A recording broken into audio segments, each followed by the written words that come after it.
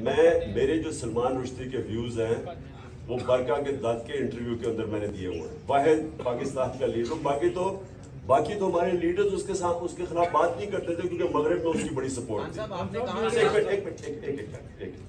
तो मेरे बड़े क्लियर व्यूज हैं उससे, और उस इंटरव्यू में भी मैंने कहा कि इसने 1.5 अरब मुसलमानों की इससे तौहीन की।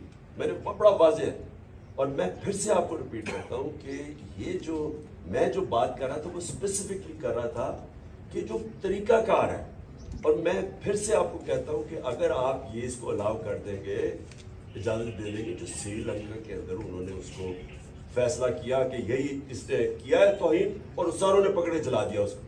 आपको अंदाजा नहीं है कि इसको मुल्क को कितना नुकसान हुआ। मैं प्राइम मिनिस्टर था, बाहर के लीडर्स के कॉल्स आए मुझे, जो लोगों का जो बाहर के प्रेस में हमारे अगेंस्ट लिखा गया। सो इसलिए जिस वक्त आप वो इंडोर्स करते हैं ना, आप दरवाजे खोल देते हैं, कहीं भी जाके कोई फैसला करे जी फलाने तौहीन किया उसको मार दे। इसके मैं सिर्फ प्रोसीजर के पॉइंट था। सलमान रुश्दी मेरे ख्याल में बहुत बड़ा फितना था, मेरे बड़े उसके ऊपर क्लियर व्यूज है।